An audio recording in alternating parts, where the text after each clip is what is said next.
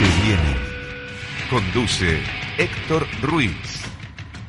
¿Cómo les va? ¿Qué dicen? Muy buenas noches. Una nueva edición de Lo que se viene televisión. Esta noche vamos a tener varios temas abordados desde esta mesa, desde la mesa de nuestro programa. Nos va a acompañar en principio Jeremías Chauque. Jeremías es una persona de origen mapuche, de origen tehuelche. Es un hombre que nació en el sur de la Argentina, hoy está viviendo aquí en la región.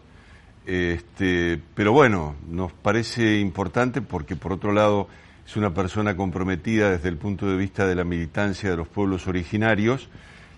Conocer su opinión respecto de este tema, que es un tema central, por otro lado, que vive hoy la Argentina, que es la situación de Santiago Maldonado. Después de los auspicios vamos a conversar con Jeremías y después un conjunto de otros temas que tienen que ver con el interés social y el interés de la gente. Ya venimos.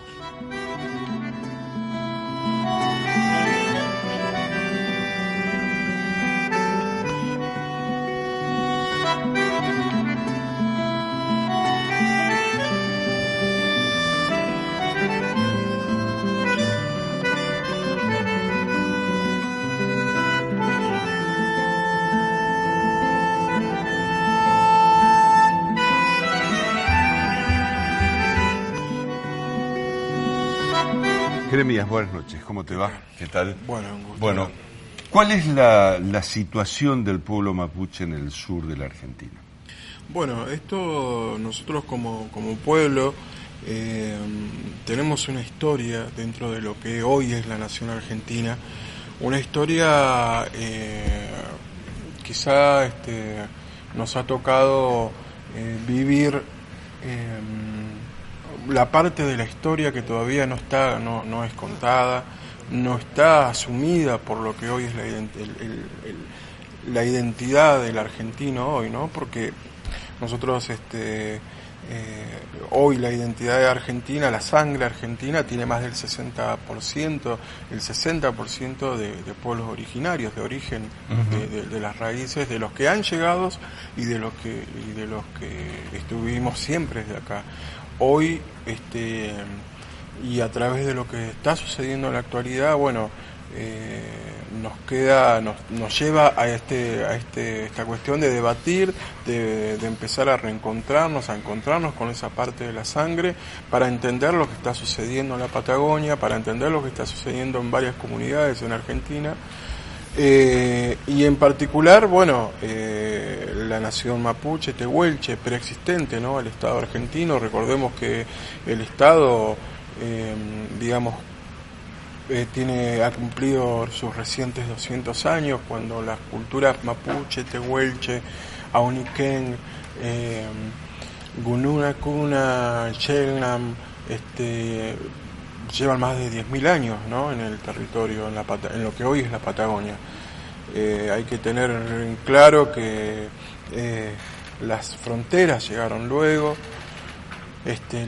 los países como hoy los conocemos, como Argentina y Chile, llegaron luego, pero hay una historia muy rica en esos territorios, hay una historia vigente, viva, ¿no? A través de la voz de nuestros abuelos. Sí. ¿Qué está? Te quiero preguntar lo siguiente, Sí. porque en el 94 del siglo pasado Sí. hay una modificación constitucional en donde hay un rango en el que a los pueblos originarios los ponen en otro nivel. Digo, hay un reconocimiento desde el punto de vista institucional a los pueblos originarios, y por otro lado distintos estados, Santa Fe por ejemplo también ha tenido en los últimos años una política de inclusión desde ese punto de vista.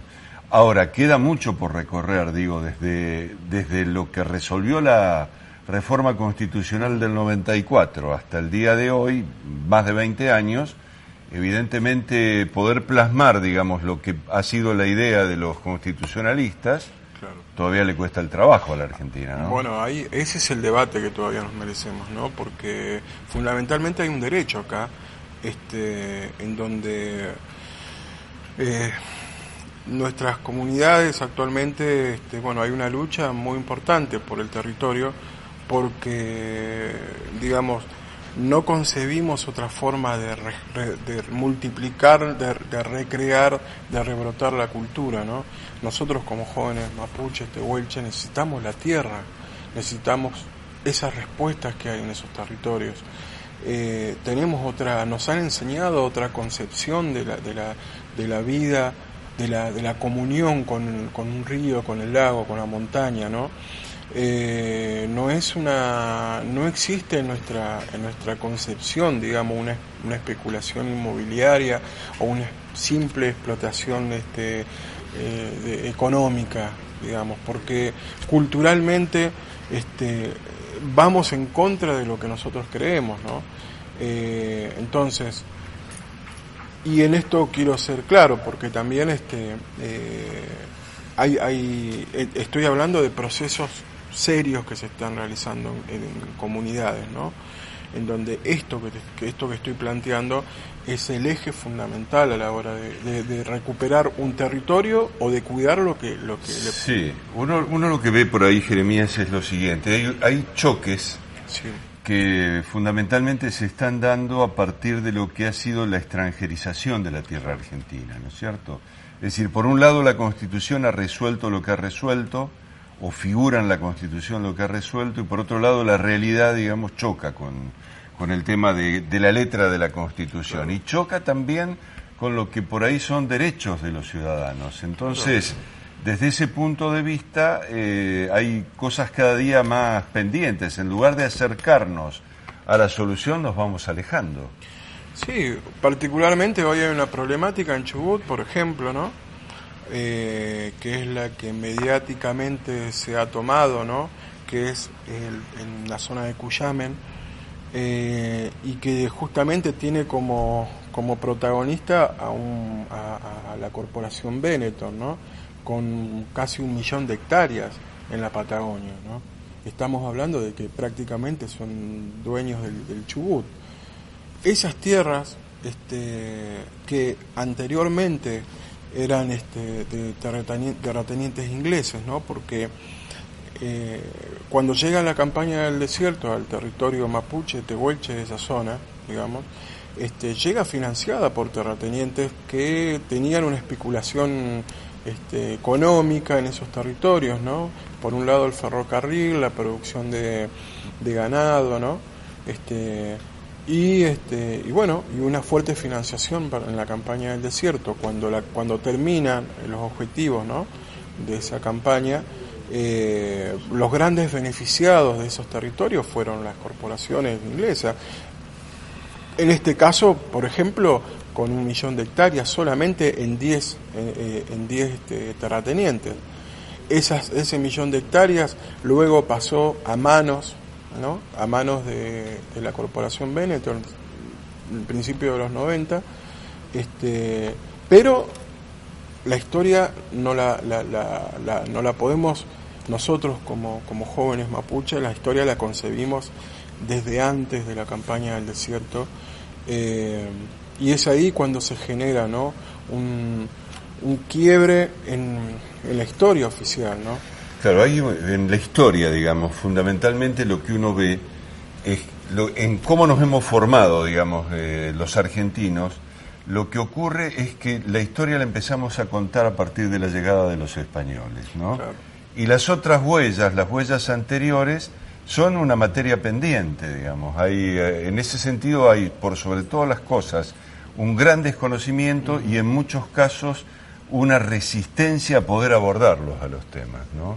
Ahora, de cualquier manera, pregunto, ¿hay una acusación concreta y puntual respecto de la metodología que tienen las corporaciones, digamos, de raíz mapuche, fundamentalmente de raíz mapuche? ¿Qué tenés que decir con respecto a eso? No, nosotros principalmente no hay corporaciones, digamos, ¿no? Mapuches, tehuelches, hay comunidades que por derecho ancestral, digamos, ¿no? Porque hay una historia ahí.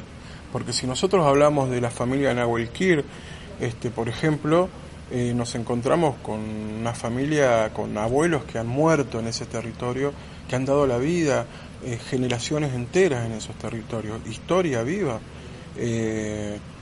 Simplemente acá nosotros como jóvenes mapuches sabemos qué significa ser indio en la ciudad, ¿no?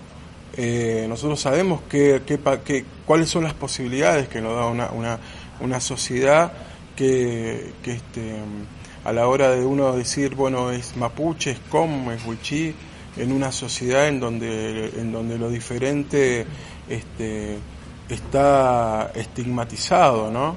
En donde no hay respuestas para muchas veces para en muchos casos como el nuestro, ¿no? Entonces sabemos lo que significa vivir en la ciudad, hemos padecido en la mayoría de los casos, ¿no?, los beneficios del progreso, en donde nos ha tocado la parte de ser cuidarle las ovejas a algún estanciero, o en la ciudad trabajar tener algunas changas en la ciudad, encontrarnos con que engordamos las márgenes de la ciudad en las villas, ¿no?, como lo que está ocurriendo con el pueblo com en Rosario, donde de ser una comunidad en el impenetrable, en el Chaco, hoy es una villa en la ciudad de Rosario, con problemas de droga, con problemas de alcohol, con problemas de delincuencia, porque perdemos el eje que nos da tener la identidad definida, ¿no? Entonces nosotros eso ya lo conocemos, lo vivimos. Queremos volver a ser mapuche, queremos volver a ser com, queremos volver a la tierra, y para este sistema, para estos modelos económicos, volver a la tierra significa ser un terrorista, ¿no? Significa ser o defender la tierra significa ser peligroso para estos modelos. Nosotros simplemente estamos pidiendo y exigiendo que de una vez por todas se respete el derecho ancestral que tenemos en territorios que fueron, digamos que tiene una historia muy, muy triste y nefasta a la hora de decir, bueno, ¿cómo hoy esas corporaciones tienen esos territorios? Porque hay una realidad, porque hoy, si nosotros estando hoy acá en Santa Fe, o estando en Buenos Aires, o estando en Salta, o ser una comunidad mapuche, si queremos ingresar a esos lagos, a esos territorios, porque tenemos el derecho de hacerlo, vamos a ser tratados y reprimidos de la misma manera que hoy lo están padeciendo mis hermanos. Bueno, Jeremías, gracias por venir. Nos parecía muy importante, digamos, el testimonio tuyo, en el sentido de una visión en donde después hay otro conjunto de temas colaterales que coyunturalmente están ocurriendo. Pero me parece que la idea era conversar justamente de esto, ¿no? De esa historia de la que habitualmente nadie habla. Gracias por venir. Agradezco un montón, muchas gracias. Por favor, en un ratito venimos.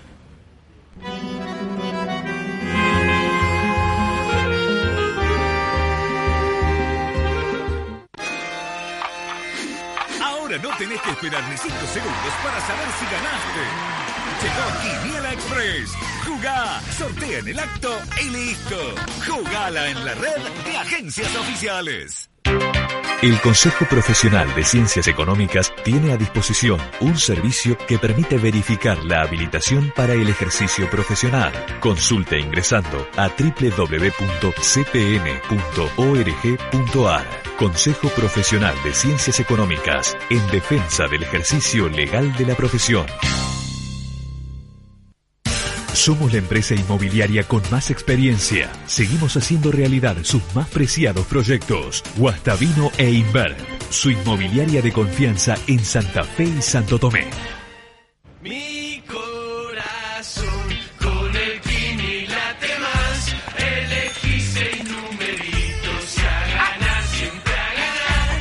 No dejemos de soñar. Kini 6, vos sos mi amor. Vamos todos a jugar. Dale, prendete. Vos también hacete fanático al ritmo del Kini 6 y vení a festejar todas las semanas.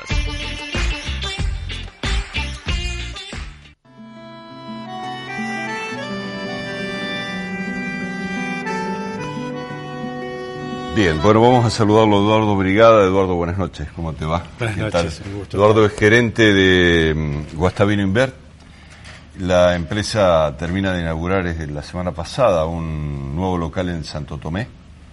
Y bueno, eso evidentemente es apostar a futuro, ¿no? Digamos, pensando siempre en reflejar desde allí toda la serie de cuestiones que tienen que ver con el ordenamiento desde el punto de vista administrativo de lo que es el tema de la vivienda, ¿no? Nada más y nada menos. Sí, exactamente. El viernes pasado inauguramos la remodelación del local.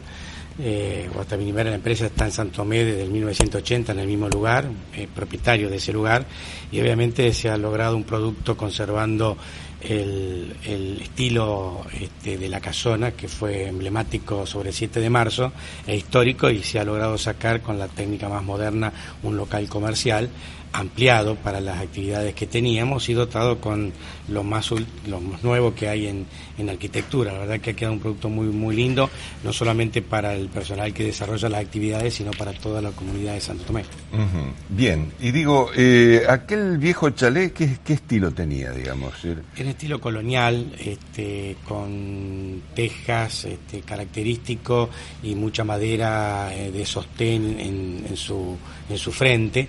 Uh-huh. Y era el chalet de Aloa, eran una de las primeras casas que tengo en Santo Tomé sobre la avenida 7 de marzo, y en un lugar emblemático, digo yo, porque obviamente a través de los años conservó siempre su arquitectura, no fue modificado aún hoy, ni siquiera fue ampliado ni reducido. Es decir, lo único que se hizo fue la ampliación dentro de los metros cuadrados que ya se tenía en planta baja, conservando intacto y restaurando desde los techos y el frente y el fondo. Cuando ustedes piensan, digo, en tener una readaptación en la presencia en ese lugar, ¿están pensando en tener una influencia regional más fuerte de la que tienen hasta hoy? Bueno, la sucursal toma toda la zona muy fuerte de Santo Tomé y sus alrededores, Coronda, de Biorijón y Sauce Viejo.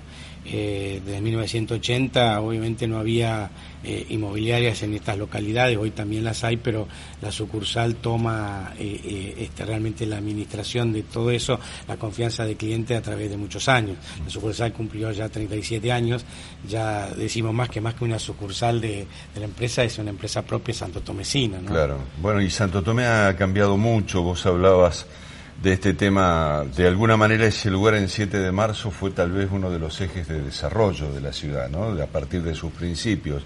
Hoy la presencia, digo, por allí de otro tipo de forma de vivir, los country, en fin, otro tipo de organización también está presente en Santo Tomé y tiene mucha influencia. Sí, justamente, sí, la intendenta el otro día lo mencionaba en el acto inaugural, hacía mención que obviamente los santomecinos nos debemos un cambio de estructura y de visión de tipo de ciudad.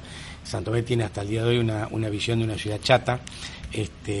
La ordenanza implica solamente planta baja y 3 pisos, lo que implica de alguna manera tener a lo mejor una ciudad muy paisajística, pero también limitada al desarrollo en altura, que es muy importante. Entonces ya destacaba que en algún momento ese planteo se va a tener que hacer, pero un poco también de la mano de la infraestructura de los servicios.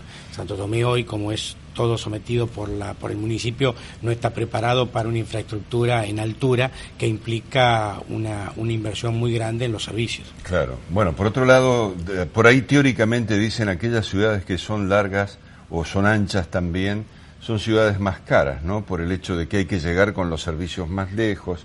En fin, hay toda una serie, por lo menos los urbanistas, de criterio al respecto de una evaluación de esa naturaleza. Me interesa la presencia tuya a partir del hecho de que vos tenés una representación institucional a nivel nacional dentro de lo que son las federaciones de corredores inmobiliarios, respecto de los cambios que se están originando, por lo menos en Capital Federal, en el Gran Buenos Aires, y que poco a poco empiezan a llegar al resto del país, ¿no? Sabemos que vivimos en un país centralista y lo que ocurre en Buenos Aires termina repercutiendo en el resto de la Argentina. Sí, lamentablemente ocurre eso, es decir, esto se origina justamente por a veces excesos o abusos en las transacciones inmobiliarias en la Ciudad Autónoma de Buenos Aires, y obviamente mientras se estaba tratando a nivel nacional un proyecto de modificación del Código Civil y Comercial en lo que respecta a las locaciones urbanas, se desayuna el jefe de gobierno de la Ciudad Autónoma de Buenos Aires con un proyecto de ley inconsulto para todas las entidades, inclusive sorprende hasta las agrupaciones de inquilinos, y se vota muy rápidamente, y bueno, lamentablemente hoy esa norma que se promulgó hace unos días y que entraba en vigencia a partir de hoy ya está judicializada, es decir, obviamente porque todas las normativas que salen en forma inconsulta de alguna u otra manera y que no contempla los intereses de todas las partes termina judiciándose. Eso ha traído aparejado en esta época de campaña todo un aluvión y que es razonable, a veces entendido en los legisladores que le piden en las distintas provincias cómo imitar esa acción.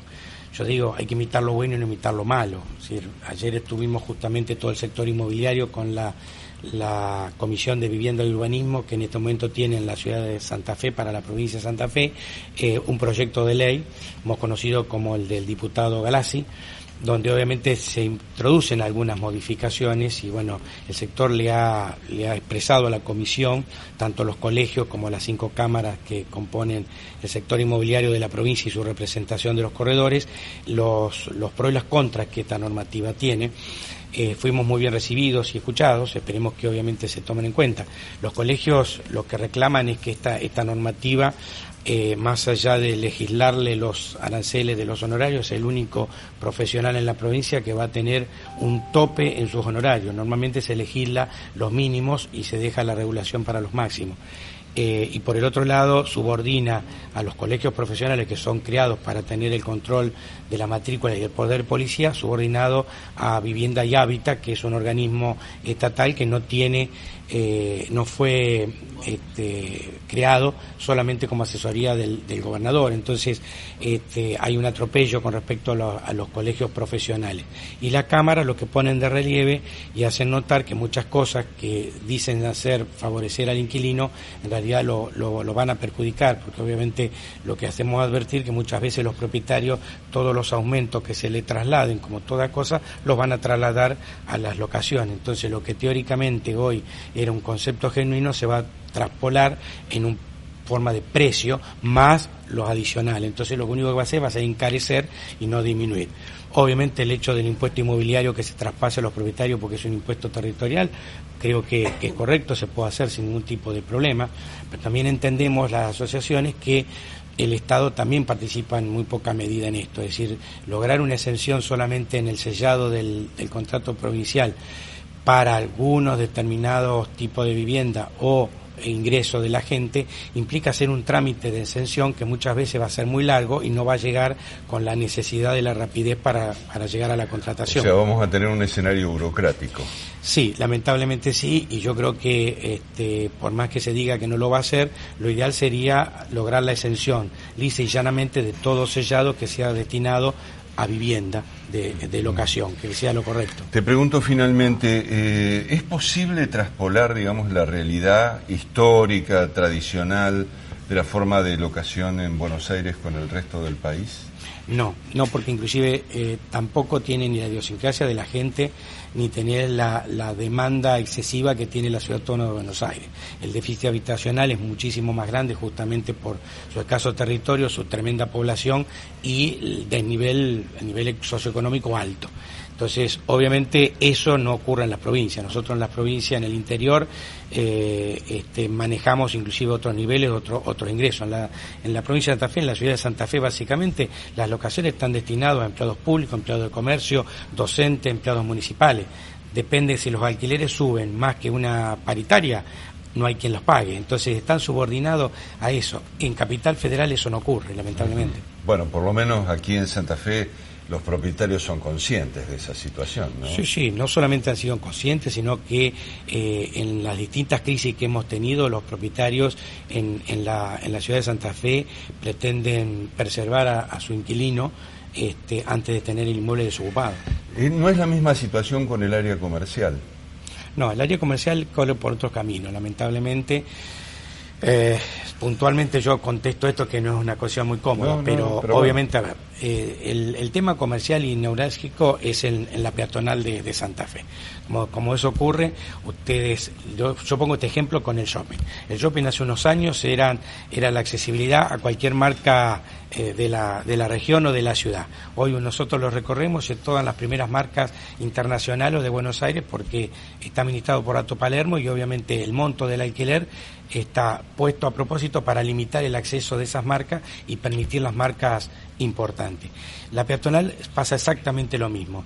Cuando existe demasiado consumo y hay una economía muy activa, acceden a locales comerciales de pleno centro, tal vez negocios que después, cuando se revierte el tema, los costos no le dan.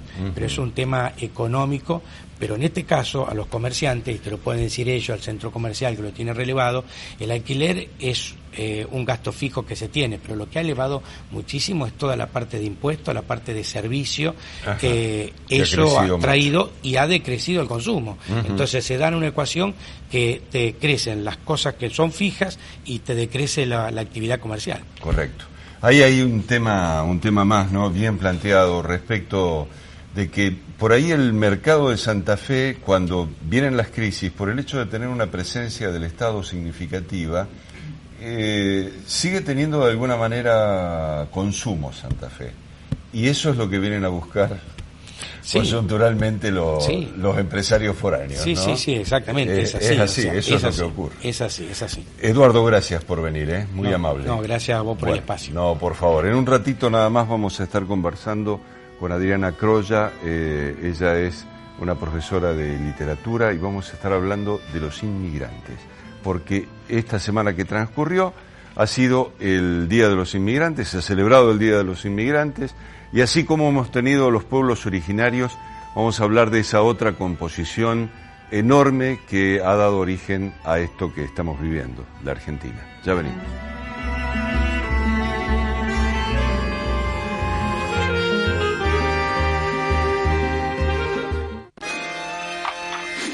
Ahora no tenés que esperar ni 5 segundos para saber si ganaste. Llegó Quiniela Express. Jugá, sortea en el acto y listo. Jugala en la red de agencias oficiales. Jerárquicos Salud. Asociate llamando al 0800-555-4844. Ingresá a nuestro sitio web jerárquicos.com o descarga nuestra aplicación Jerárquicos Móvil. Jerárquicos Salud. Más de 20 años brindando servicios de salud. El Consejo Profesional de Ciencias Económicas tiene a disposición un servicio que permite verificar la habilitación para el ejercicio profesional. Consulte ingresando a www.cpn.org.ar. Consejo Profesional de Ciencias Económicas, en defensa del ejercicio legal de la profesión. Mi corazón con el Kini late más. Dale, prendete. Vos también hacete fanático al ritmo del Kini 6 y vení a festejar todas las semanas. Guastavino e Invert atiende el mercado santotomecino y zona de influencia. Avenida 7 de marzo 1563. Guastavino e Invert, líder inmobiliario en la región.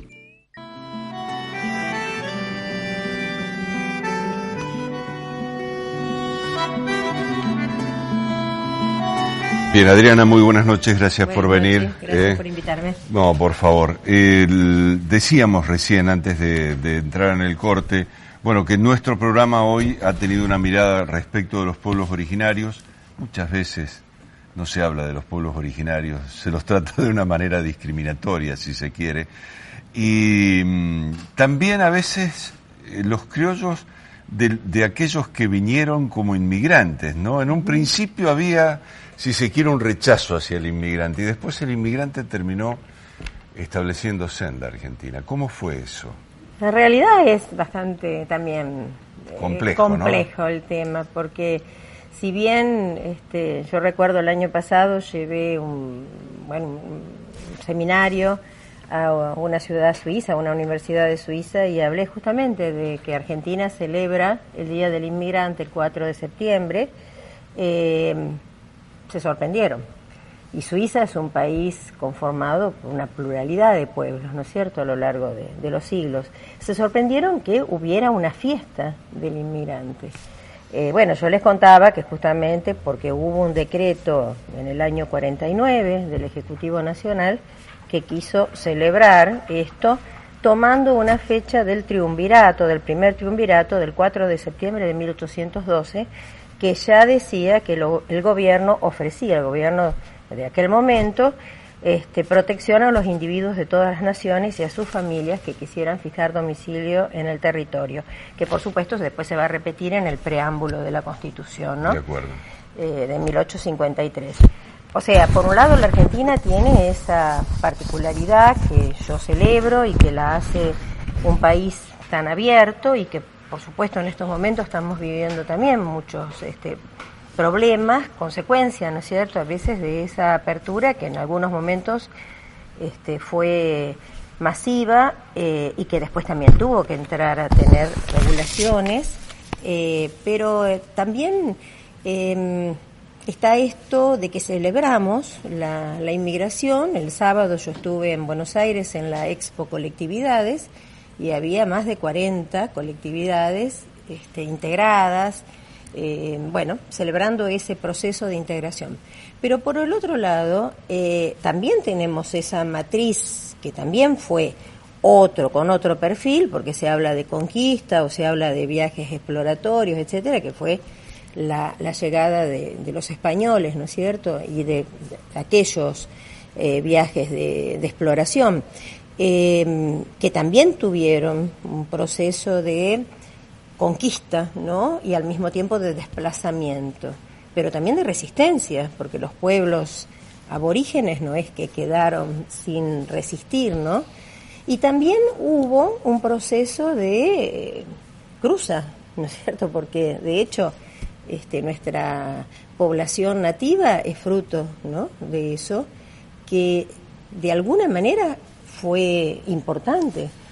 Y sin embargo sigue habiendo problemas, porque aunque pareciera que lo aborigen está silenciado o negado y lo que viene con la inmigración esté más visible, nosotros en nuestros estudios lo que sostenemos es que en realidad, por ejemplo, en una zona como es la Pampa Gringa o fundamentalmente en la ciudad de Santa Fe, hay muy pocos estudios académicos sobre lo que fue el proceso de inserción de la inmigración, del desarrollo de la ciudad y de la transformación fenomenal que tuvo la ciudad y la zona en aras de un proceso de progreso. Claro. A ver, por ahí no está. Está bien. Uno por ahí lo que dice, cuando habla de colonización, habla de esa etapa de la Fundación de Esperanza, por ejemplo. Tiene una vinculación muy relacionada, el inmigrante con esos hechos, ¿no es cierto?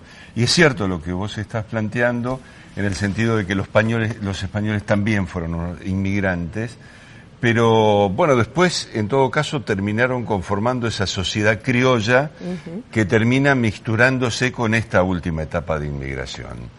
Ahora, esa inmigración tuvo características muy particulares. Llegó a los lugares en donde había una perspectiva de trabajo agrícola, que era lo que ofrecía fundamentalmente la Argentina. Muchos otros quedaron en las ciudades, digamos. Sí, quedaron bloqueados. Quedaron bloqueados en las ciudades, quedaron en otros roles, digamos. Sí.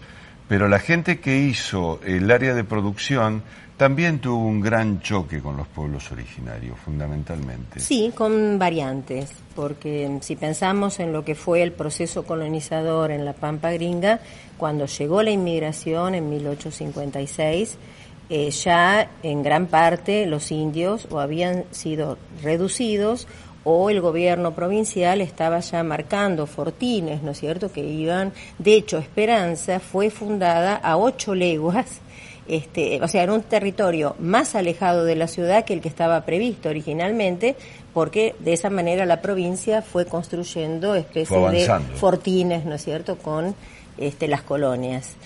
Pero de todos modos, no podemos decir que aquí hay una historia ni de genocidio, ni de violencia, ¿no es cierto?, sí, marcada, ¿no?, como se vivió en el sur o como con lo que fue la conquista del desierto, ¿no?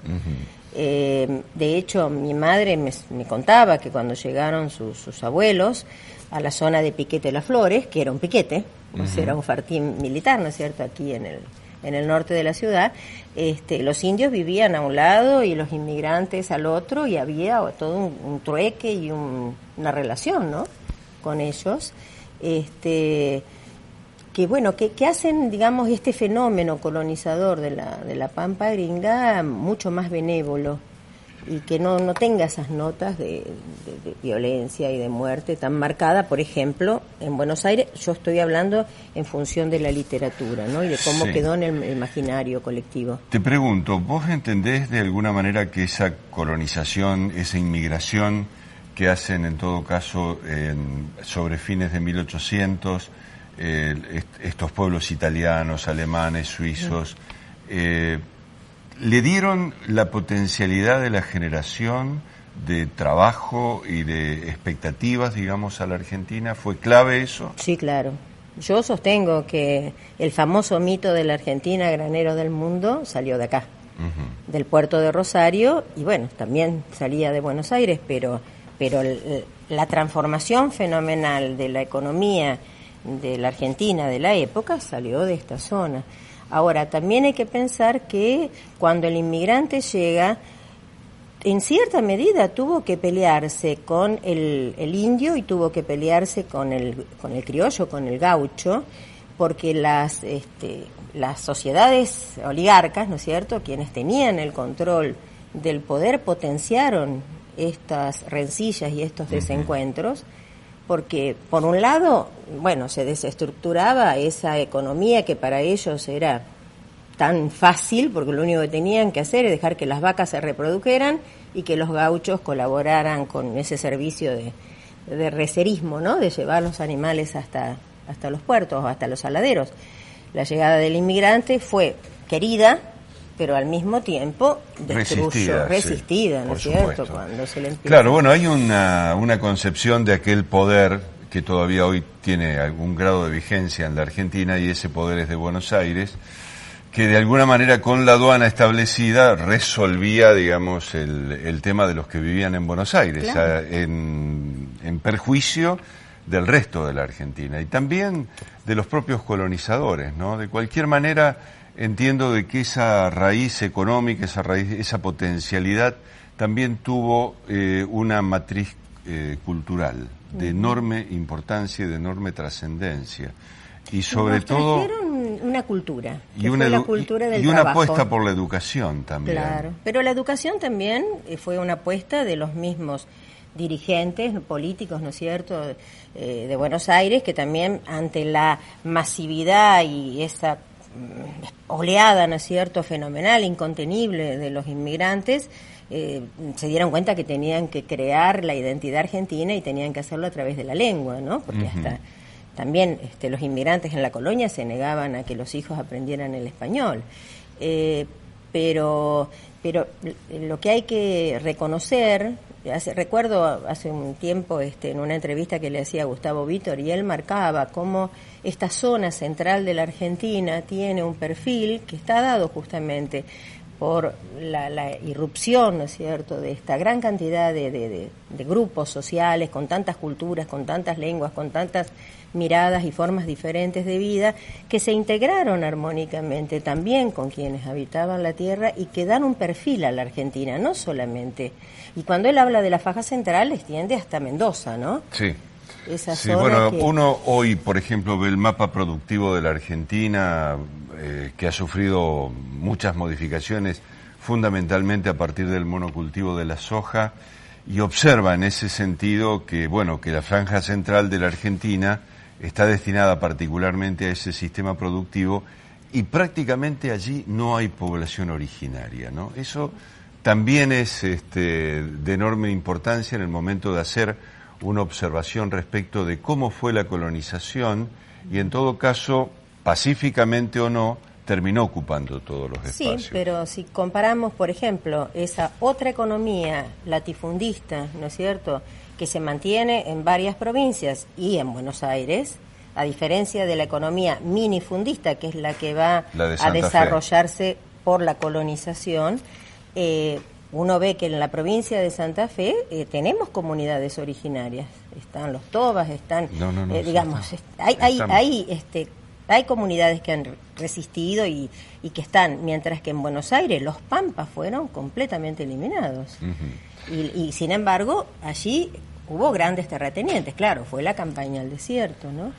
Adriana, gracias por venir. Muy Yo quería amable. contarles nada más rápidamente que estamos trabajando para recuperar las figuras de dos grandes personajes de este fenómeno inmigratorio, que fueron Charles Beck-Bernard y Lina Beck-Bernard. Charles Beck-Bernard fue el fundador de San Carlos, un hombre importantísimo también para nuestra historia, porque cuando volvió a Suiza fue 20 años cónsul argentino en Suiza.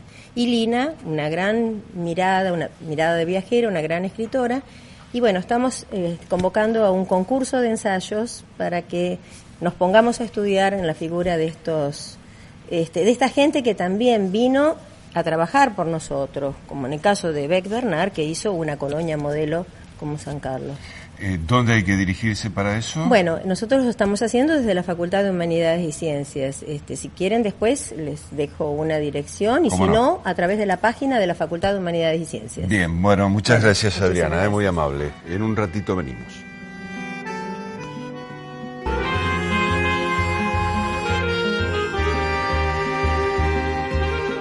Jerárquicos Salud. Asociate llamando al 0800-555-4844. Ingresá a nuestro sitio web jerárquicos.com o descarga nuestra aplicación Jerárquicos Móvil. Jerárquicos Salud. Más de 20 años brindando servicios de salud. Ahora no tenés que esperar ni 5 segundos para saber si ganaste. Llegó Quiniela Express. Jugá, sortea en el acto y listo. Jugala en la red de agencias oficiales. Somos la empresa inmobiliaria con más experiencia. Seguimos haciendo realidad sus más preciados proyectos. Guastavino e Inver, su inmobiliaria de confianza en Santa Fe y Santo Tomé. Mi corazón con el Kini late más. Dale, prendete. Vos también hacete fanático al ritmo del Kini 6 y vení a festejar todas las semanas.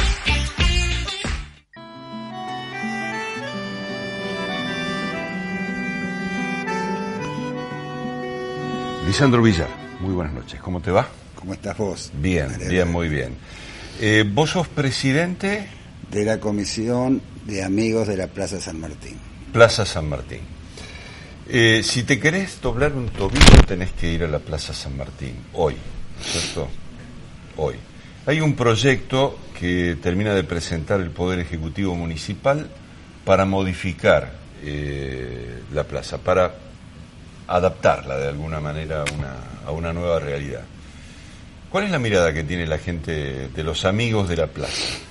En principio, quiero decirte que nosotros no participamos de ninguna manera de la redacción y de ese. No, es que no se nos consultó, no conversamos nunca, no pudimos conversar nunca con las autoridades de la municipalidad. Estamos de acuerdo con que la plaza se remodele. Estamos de acuerdo con que se arreglen las veredas para que nadie se caiga. Estamos de acuerdo con que se reforeste. Ahora bien, el problema que nosotros tenemos es que no hemos conversado absolutamente con nadie. A ver, ustedes, digamos, nacen, por un lado, por aquella cuestión conflictiva. No, la asociación ya existía. Nace en el año 2000. Bien, la asociación ya existía. Sí. Y después se nutre de una participación de gentes de autoconvocados que rodean una resistencia a aquel proyecto que tenía que ver con las cocheras. Claro. ¿Eso definitivamente está terminado? Sí, pensamos que sí, porque en realidad, vamos por parte acerca de lo que vos planteabas. La asociación existe y tiene personalidad jurídica desde el año 2000. En el año 2014, cuando el Consejo vota la declaración de utilidad pública para la construcción de cochera a la plaza subterránea, a la Plaza San Martín, entonces nosotros nos movilizamos, nos empezamos a movilizar como asociación, el grupo de autoconvocados, el grupo de defensa del patrimonio ciudadano, público, sí. ¿no? Del arborado público. Bueno, distintas instituciones nos pusimos de acuerdo en función de oponernos a la construcción de las cocheras subterráneas. ¿Por qué? Porque había razones históricas, razones arquitectónicas, razones urbanísticas, razones del arte de la construcción que así lo indicaban. Todo esto lo teníamos estudiado, todo esto lo estudiamos enseguida. Fue una cuestión aquella que pareciera ser que vino un grupo de emprendedores, en estos tiempos los emprendedores, ¿no? Que vino un grupo de emprendedores a decir que querían hacer 833 cocheras en la Plaza San Martín, 3 subsuelos. Bueno, yo creo que esto se cae, en principio porque, como decíamos en otros tiempos, militamos, discutimos con el barrio, discutimos con los vecinos, juntamos 4.000 y pico de firmas en el barrio para que no se construyera. Pero 2 científicos del urbanismo español, ellos constructores de autopistas en Brasil, en Chile, que trajo el Colegio de Arquitectos, dijeron que había que desalentar la construcción de cocheras para desalentar el ingreso del espacio público toda vez que agreden al peatón y que la calle es del peatón y no del automovilista. Claro. Sí, es decir, no construir significa que el auto no ingrese al centro, esa es la idea. No construir, sí, que el auto, es decir, la idea urbanística que nosotros escuchamos en aquel momento que trajo el Colegio de Arquitectos, de estos científicos españoles, era esta. Correcto. Precisamente que no entrara. Ahora, desde el punto de vista técnico había un problema todavía más serio que significaba que había una extracción de tierra del lugar y se colocaba ahí un mamotreto, digamos, de cemento que prácticamente representaba una agresión desde el punto de vista de cómo iba a convivir, digamos, el mundo subterráneo, ¿no? Porque se tenían que mover, pero se tenía que mover 75.000 metros cúbicos de suelo. Claro. En 3 subsuelos para abajo. Por lo tanto, ¿qué iba a pasar con las corrientes de agua que son naturales? Se puede derrumbar todo alrededor. Es decir, esto fue uno de los estudios de impacto ambiental que incluso se hicieron en la municipalidad, después se tuvieron guardados bajo 7 llaves, pero nosotros conocemos que incluso en la municipalidad, técnicos de la municipalidad dijeron que no era viable, que no era posible. Pero aparte, hay una cosa importante de esto. En el mes de junio del 2014 el intendente Corral creó una comisión de defensa del patrimonio cultural de la ciudad. Y esta comisión, que la integraban personas de las 2 universidades, de la Universidad de Arquitectura, dijeron: esta comisión considera inapropiada la realización de cocheras subterráneas en la plaza. Porque constituyen una amenaza para la misma en su integridad y recomienda enfáticamente su desestimación. Cosa juzgada, no va más. Pensamos que no, porque se derogó la ordenanza, con estos argumentos se derogó la ordenanza que la declaraba de interés para la construcción de cochera a la plaza, y bueno, y hoy por hoy no hay ningún proyecto en el Ejecutivo. El intendente dijo que no iba a hacer esa obra. El intendente Corral, cuando no vetó la ordenanza de derogación, dijo que no iba a hacer esa obra, cosa que nosotros destacamos, nos parece sensato, nos parece bien. Pero lo que nos parece bien también es que se tiene que arreglar la plaza. Está bien. Se presenta un proyecto y la idea es que en todo caso la ciudadanía, a partir de las organizaciones, pueda tener un nivel de participación que hasta ahora no ha tenido. Claro, nosotros quisiéramos conversar con el intendente acerca de estas cosas, porque si yo te muestro, nosotros tenemos hecho estudios, es decir, el arquitecto Manzanatani se ocupó de contar y de ver cada una de las especies arbóreas que hay en la plaza. Hizo un relevamiento de eso. Hizo un relevamiento, nosotros sabemos, porque faltan especies, algunas porque la tiró una tormenta, otras porque se talaron en su momento. Y entonces estas son cosas que es decir, en la asociación lo tenemos estudiado. Quisiéramos conversar. Es decir, bueno, pero si no podemos, es decir, de cualquier manera la ciudadanía tiene que saber que nosotros esto lo apoyamos, en tanto y en cuanto se haga en el tiempo más pronto posible. ¿Con qué recursos? La municipalidad tiene recursos. La municipalidad tiene recursos porque por la ordenanza 12338, que es la ordenanza del presupuesto anual, hay una partida de espacios públicos de 150 millones de pesos. Para plazas y paseos hay 17.500.000 pesos. Y nosotros estimamos, por los estudios de los técnicos que trabajan en la asociación, que esta obra, que sería el embaldosado de las veredas, como cuestión central, y después, por supuesto, la recuperación arbórea es lo más importante. La recuperación arbórea es una obra de menos de 3 millones de pesos. Ese crédito no está agotado en la partida municipal, y ya estamos en el mes de septiembre. Creemos que la municipalidad tiene plata para hacer esta obra.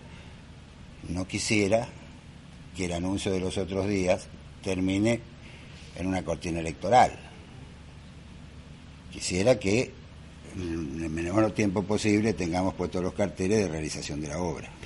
Claro, y que la obra se haga. Por supuesto, por supuesto. ¿Vos pensás que los espacios públicos de Santa Fe, independientemente de la representatividad que tenés sobre la plaza, están en el nivel que deberían tener? No. No, porque lo que hay que entender, vos conversabas al principio del programa con un agente inmobiliario. Entonces la plaza pública, la plaza se transformó en el patio de los grandes edificios. Y eso tiene que ser, es decir, tiene que ser lindo, por decirlo de alguna manera. Desde lo estético. Desde lo estético. Y tiene que ser higiénico desde lo ambiental. Y tiene que ser higiénico desde la higiene misma. Es decir, porque es el lugar de esparcimiento de cada uno de los vecinos que van a esas grandes torres que se están haciendo en la ciudad. Yo no veo bien la Plaza Constituyente, no veo bien la Plaza España. Bueno, nuestra plaza, la Plaza San Martín, no está bien. Parque Garay, Parque del Sur. El Parque Garay, el Parque del Sur no está en condiciones óptimas, y el Parque Garay, tengo entendido, confieso que hace bastante que no voy, pero tengo entendido que tiene un nivel de deterioro interesante. Te agradecemos la visita, no, Lisandro, al contrario, muy no, amable. Al contrario. No, bueno, gracias a vos. Hemos caminado nuestro programa del día de hoy por 4 temas y los esperamos la semana que viene. Gracias por atendernos.